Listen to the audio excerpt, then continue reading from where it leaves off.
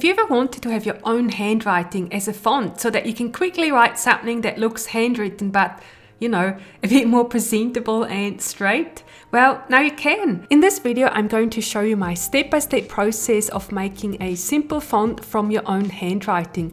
It's really easy and fast to do, and the result is so satisfying. There's 3 apps that you will need for today's tutorial. The first app is Procreate. This is the app that we are going to use to write all the letters. And then you also want the iFont app. This is the app we are going to use to install the font. And then you will also need an app to actually create the font. And this is an app called Calligrapher. Well, it's not actually an app, it's a website. So you can go to calligrapher.com and then you can sign up for a free account. And this is also where we are going to start with the font making process. Once you've signed up for calligrapher.com, this is the interface you will see. And the first thing we need to do is create a template and decide which letters to include in our font. With the free version of Calligrapher, you can have up to 75 glyphs. But this is actually all we need for the English alphabet, including some numbers. So in the templates section, you'll see that there is a number of pre-made glyph sets already, and we're going to start with minimal English, we're going to add minimal numbers, and then we're also going to add minimal punctuation.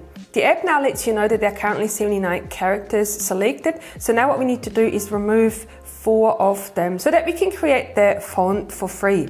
Of course, it's up to you which glyphs you want to remove, but I don't think I will need the equal sign, so I'm going to remove that. And then I also don't need the semicolon, the double quotes, and the plus sign. And so now this is giving me a selection of 75 glyphs that we can now create. The next step is to download the template, so tap on download template. And in this dialog box, we can give the template a name, but you can just leave it as the default. We want to select the PDF file format, and then here the size of the template cells. This is quite important. You want to set this all the way to the max so that you're getting really nice and big cells to write in. This is going to make it easier later when we are uploading the font. And then here it says draw helplines. Keep this selected, and then optional, you can also have the characters as background. I'm not going to select this, but feel free to experiment with this. You can download this template as many times as you like. So if you didn't like one of the options,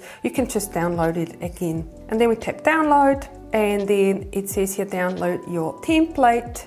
And this is what the template looks like. And now we're going to save this on the iPad. I recommend that you save it to files because it makes it a little bit easier to find again. So we're going to tap files. And then I also recommend that you create a folder for all your fonts. Maybe you already know what you want to call your font.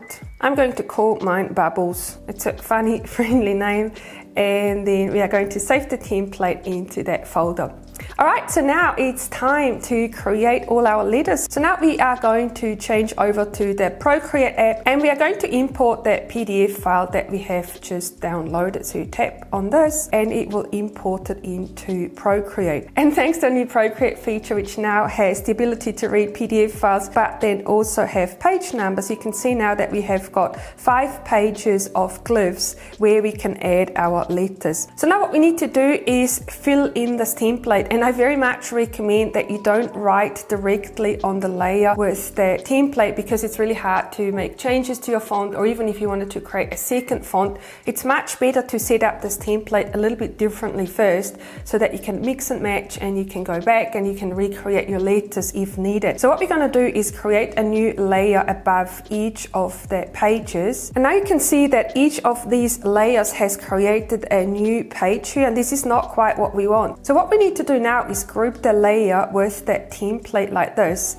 and now this only creates 1 page, but it has 2 layers. So now we're going to do this for all our pages. We're going to tap group and then select the next one until we have grouped all our pages. And so now you see we've only got 5 pages left, but each of these pages has new layers. So now every time you want to create a new layer, make sure that you are creating it within a group. And now we are finally ready to write our letters. It's completely up to you where you want to start. I usually start with the uppercase A, and this is not actually recommended in typography. Usually what you would do, you would group your letters into similar letters and then you would write all of them at once, but this is only a fun font that we're creating here, so it's totally up to you where you would like to start. And then another fun thing to do, of course, is to select one of your mini brushes. And again, I very much recommend that you experiment with different brushes and different effects. I'm going to select that modern lettering brush, which is part of the Dream lettering brush set. And when you do this, I very much recommend that you select a brush that doesn't have too much transparency, because it makes it easier to vectorize later when we upload it to Calligrapher. And now we can write the letters. You can see there's all these different helping lines here.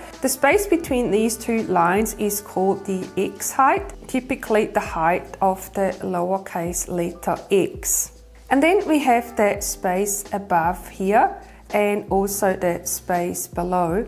And these are your ascender and your descender lines. So the uppercase letters would use up the space here, and then lowercase letters such as G or Y would use the space here. And then there's even letters such as F that would use the whole space, all the way from the top to the bottom like this. So now we are going to write the uppercase letters, and they are going to use the space from your baseline all the way to your ascender height like this. And what I recommend you do in the first instance is actually just write all your letters. Don't think about them too much. Don't make them too pretty, because what I really want you to do is just go through the process once. When I started doing this, I never got it right the first time, but I really felt it helped me a lot. Just going through the process and learning from the experience, and also learning which letters look nice and which don't, which is really hard to tell when you're just writing them like this. So now what we're going to do is go through the whole alphabet,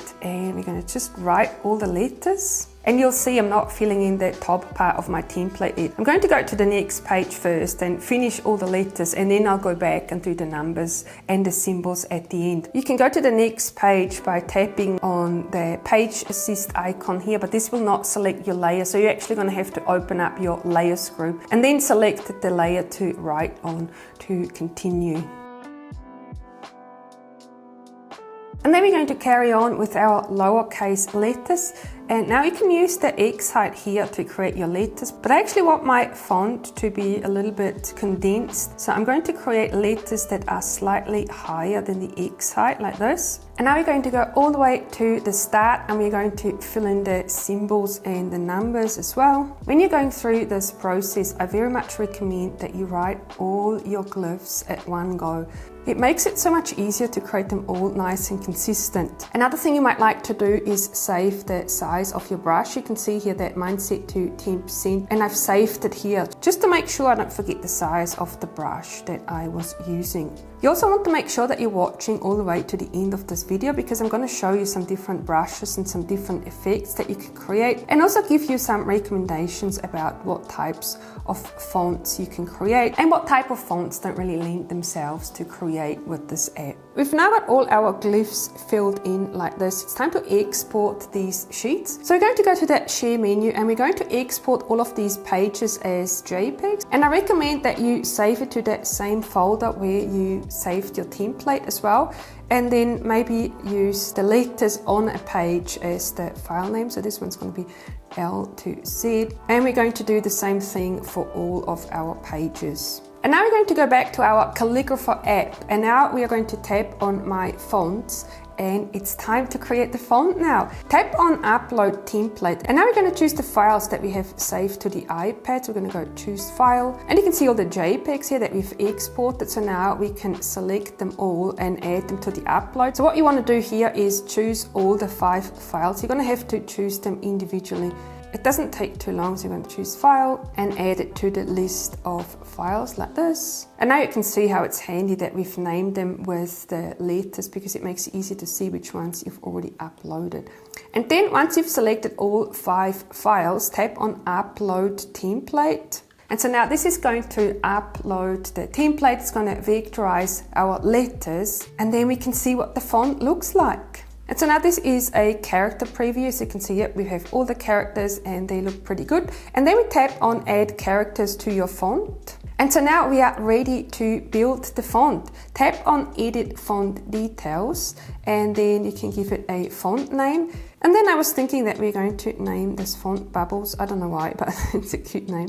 So we're going to use this as the name. And then there's different settings here as well. You can adjust the letter spacing, the font size, and also the word spacing. And in experimenting with my fonts before, I found it super handy to decrease the letter spacing. You might need to experiment with this a little bit, but I recommend that you start with somewhere between 20 and 30%, depending on the shape of your letters. Because I've created quite a narrow font, decreasing the letter spacing to around 20% is probably a good setting. And then the font size, I also recommend that you make this ever so slightly larger. I found that 120% is a good setting here.